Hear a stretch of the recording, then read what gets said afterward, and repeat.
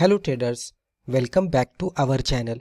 दोस्तों, आज की वीडियो में हम दो इंडिकेटर्स का इस्तेमाल करके स्मार्टली हम इंट्राडे में किस तरह से ट्रेड कर सकते हैं वो देखने की कोशिश करेंगे। दोस्तों, यहाँ पे ट्रेड सेटअप जिस तरह से हम बनाने वाले हैं उसमें हम प्राइस एक्शन को भी मिलाएंगे।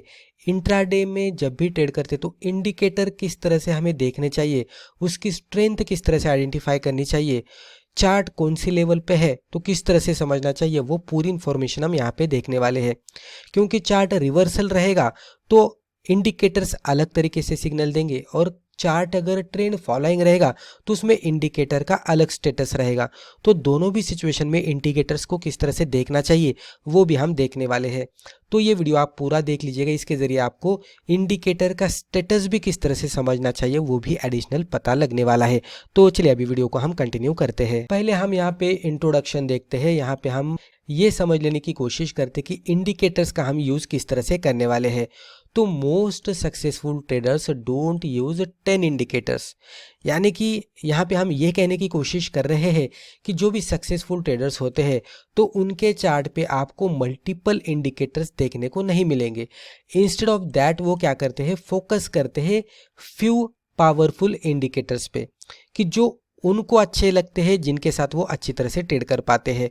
तो वो बहुत सारे इंडिकेटर्स चार्ट पे इंसर्ट नहीं करेंगे, बल्कि ऐसे ही सिलेक्टेड इंडिकेटर्स वो चार्ट पे रखेंगे जो कि उनको अच्छी तरह से समझ में आते हैं और जिनका सक्सेस रेट भी अच्छा खासा है। इंडिकेटर्स ऐसे ही हम यहाँ पे कोई भी सिलेक्ट नहीं करने वाले। हम इंडिकेटर्स यहाँ पे ऐसे सिलेक्ट करेंगे कि जो हमारी ये बेसिक दो क्वेश्चंस का आंसर देने वाले हैं।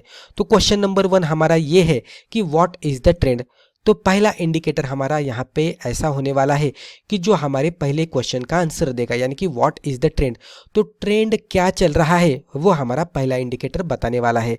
Question number 2, does the move have momentum. तो ट्रेंड पता करने के बाद मान लीजिए कि अप ट्रेंड है, तो ये अप ट्रेंड में मोमेंटम है क्या, यानी कि स्ट्रेंथ के साथ ये ऊपर जा रहा है क्या, तो वो हमारा सेकेंड इंडिकेटर बताने वाला है। तो जो भी हमारी आज की स्ट्रेटेजी है इसमें हम ऐसे इंडिकेटर्स इस्तेमाल करेंगे कि जो हमारी ये दोनों क्वेश्चंस का आंसर देने वाले हैं। दोस्तों, अगर आपको स्टॉक मार्केट सीखना है तो Amazon पर जाकर आप हमारी बुक पढ़ सकते हैं या तो Udemy पे जाकर आप हमारे वीडियो कोर्सेज भी देख सकते हैं। टू इंडिकेटर्स जो स्ट्रैटेजी है उसमें से जो पहला इंडिकेटर है वो हमें ट्रेंड का पता करके देगा। तो ये हमें ट्रेंड की डायरेक्शन में काम आएगा, यानी कि वो अपसाइड में जा रहा है, डाउन साइड में जा रहा है या तो साइडवेज में है। साइडवेज ट्रेंड में कभी भी ट्रेड नहीं करना है। एक तो अप ट्रेंड वाला स्टॉक सिलेक्ट करना है ट्रेड करने के लिए, या तो डाउन ट्रेंड वाला। मोमेंटम आइडेंटिफाई करने के लिए हम सेकेंड इंडिकेटर का इस्तेमाल करेंगे और ये हमें बता देगा कि जो भी डायरेक्शन में स्टॉक जा रहा है उसमें स्ट्रेंथ कितनी है, यानी कि मोमेंटम कितना, यानी कि कितने तेजी के साथ ये जा रहा है। तो यहाँ पे प्रोबेबिलिटी ज़्यादा बढ़ जाती है ट्रेड सक्सेसफुल होने की। इंडिकेटर्स यूज्ड, अब हम यहाँ पे देखेंगे कि हम यहाँ पे कौन से इंडिकेटर्स इस्तेमाल करने वाले हैं। तो पहला इंडिकेटर हमने यहाँ पे सिलेक्ट किया है वो है 26 एक्सपोनेंशियल मूविंग एवरेज। 26 EMA हमें ट्रेंड बता देता है। किस तरह से, जब भी प्राइसेस 26 EMA के ऊपर है तो हम कह सकते हैं कि बुलिश ट्रेंड चल रहा है, हम यहाँ पे बाय करके चल सकते हैं। यहाँ पे हम बाइंग के हिसाब से ही देखने वाले हैं, आप इसके ऑपोजिट सेलिंग के लिए भी कर सकते हैं। इंडिकेटर 2 हमने यहाँ पे लिया है RSI, जिसकी सेटिंग है 14 की।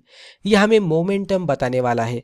जब भी RSI अबव 55 या तो 60 रहेगा तो हम कहेंगे कि यहाँ पे बुलिश मोमेंटम है, यानी कि अपवर्ड डायरेक्शन में स्ट्रेंथ है। अब 55 कब देखना है, 60 कब देखना है, जैसे कि मैंने कहा था कि इंडिकेटर्स को भी हम अलग अलग तरीके से देख सकते हैं। रिवर्सल पे इंडिकेटर्स अलग तरीके से दिखेंगे और ट्रेंड फॉलोइंग में अलग तरीके से दिखेंगे। तो एग्जैक्टली वो हम थोड़ी देर बाद चार्ट पे देखेंगे। तो इसलिए हमने यहाँ पे कहा है कि RSI अबव 55 या तो 60 होना चाहिए। ट्रेडिंग स्ट्रैटेजी क्या होनी चाहिए, तो यहाँ पे हम स्टेप वाइज इसको देखते हैं कि ट्रेडिंग स्ट्रैटेजी में हमें क्या देखना है। तो स्टेप 1 में आपको क्या देखना है, prices must be about 26 EMA। तो प्राइसेस तो पहले क्लोजिंग उसकी जो भी है वो 26 EMA के ऊपर होनी चाहिए। स्टेप 2 में हम RSI देखेंगे कि RSI अबव 55 या तो 60 है क्या। अभी अबव 55 कब देखना है, 60 कब देखना है, थोड़ी देर बाद आपको पता लग जाएगा। स्टेप 3 में हमें क्या करना है, wait for breakout above 26 EMA with price resistance.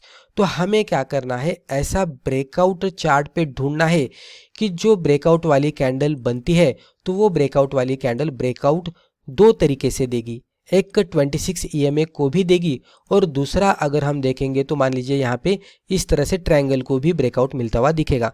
तो यही कैंडल पे आपको 26 EMA पे भी ब्रेकआउट मिल रहा है और ट्रायंगुलर पैटर्न को भी ब्रेकआउट मिल रहा है।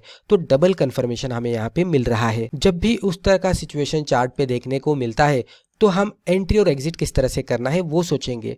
तो एंट्री करने के लिए जो भी ब्रेकआउट वाली कैंडल है उसके हाई के ऊपर हम एंट्री करेंगे, स्टॉप लॉस हम वही कैंडल के लो के नीचे लगाएंगे और टारगेट हम सिंपली 1:2 का रिस्क रिवॉर्ड रेशियो जहां पे बैठ रहा है वो कैलकुलेट करके हम वहां पे टारगेट रखेंगे। जहां पे टारगेट हमारा आता है वहां पे हम फर्स्ट टारगेट कंसिडर करते हुए पार्शियल प्रॉफिट बुक करेंगे और रिमेनिंग क्वांटिटीज को हम ट्रेलिंग बेसिस पे लेके जाएंगे। तो यहाँ पे आपके सामने हमने एग्जाम्पल ओपन किया है। यहाँ पे पहले चार्ट सेटअप हम देखते हैं कि किस तरह का है। तो ये 5 मिनट का कैंडलस्टिक चार्ट हमने आपके सामने ओपन किया है। उसके ऊपर है EMA 26 जो कि आपको ये ब्लू कलर में दिखेगा और नीचे हमने RSI लिया है जिसकी सेटिंग है 14 की।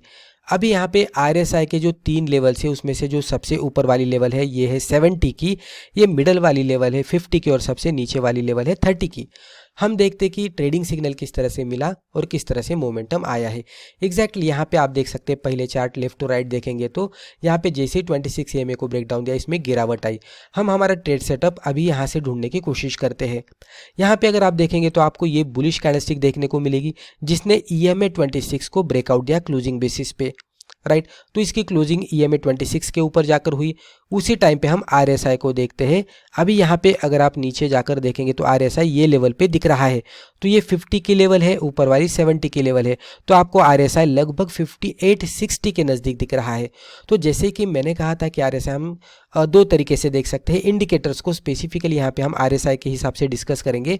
तो जब भी ट्रेंड चेंज का आपको सिग्नल मिलता है, पहले डाउन ट्रेंड चल रहा था और यहाँ से अभी इसका ट्रेंड चेंज होकर अप ट्रेंड में कन्वर्ट हुआ है, तो वो सिचुएशन में क्या होता है, जनरली RSI आपका डाउन ट्रेंड में स्टॉक ट्रेड करने की वजह से आपको RSI 30 या बिलो 30 जाता हुआ दिखता है। और जैसे ही रिवर्सल मिलता है तो ये इमीडिएट बेसिस पे आपको 60 के ऊपर नहीं दिखेगा। तो कभी कभी आपको ये 50-55 के ऊपर भी दिखेगा और यहाँ पे भी ट्रेडिंग सिग्नल मिलेंगे। वो केस में हम क्या करेंगे, RSI अबव 55 या तो इवन 50 देख सकते हैं, आप ट्रेड कर सकते हैं रिवर्सल में। लेकिन जैसे ही स्टॉक ऊपर जाता है और ट्रेंड फॉलोइंग के हिसाब से आपको फिर से सिग्नल देता है, मान लीजिए कि यहाँ पे अभी ये ट्रेंड रिवर्सल का सिग्नल है लेकिन ट्रेंड फॉलोइंग के हिसाब से हम इस तरह से कंसिडर कर सकते हैं कि ये ऊपर जाएगा, इस तरह से थोड़ा नीचे जाएगा और फिर से EMA 26 को ब्रेकआउट देगा। तो यहाँ पे ये फ्लैग पैटर्न बन सकता है। ये लेवल में जब भी हम RSI देखते हैं तो आपको अबाउ 60 दिखेगा। तो ट्रेंड फॉलोइंग में आपको अबाउ 60 देखना है, ट्रेंड रिवर्सल में आपको अबाउ 50 या तो 55 देखना है। तो मुझे लगता है कि ये डाउट आपका यहाँ पे क्लियर हुआ होगा। तो यहाँ पे ये जो कैंडल है, ये कैंडल पे इसने EMA 26 को ब्रेकआउट दिया था, RSI भी 60 के नज़दीक था। प्राइस पैटर्न के हिसाब से देखने की कोशिश करेंगे तो हम यहाँ से इस तरह से एक ट्रेंड लाइन मार्कआउट करते हैं, तो ये इस तरह से, और यहाँ पे किस तरह से एक ट्रेंड लाइन मार्कआउट करते हैं तो आपको ये डिसेंडिंग चैनल पैटर्न जैसा दिखेगा। तो ये जो कैंडल है पर्टिकुलर बुलिश मोड की कैंडल, तो इसने ब्रेकआउट दिया डिसेंडिंग चैनल पैटर्न को, उसी के साथ EMA 26 को, उसी के साथ वॉल्यूम भी अच्छा खासा था एडिशनली आप देख सकते हैं, और उसी के साथ RSI भी 60 के नज़दीक था, अबाउ 55 था। तो हमारे हर एक क्राइटेरिया को ये स्टॉक सेटिस्फाई कर रहा है। तो हम ये कैंडल के अकॉर्डिंग ट्रेड करेंगे। तो हम क्या करेंगे, कैंडल के हाई के ऊपर एंट्री करेंगे, लो के नीचे स्टॉप लॉस लगाएंगे, रिस्क रिवॉर्ड रेशियो 1:2 के हिसाब से टारगेट रखेंगे।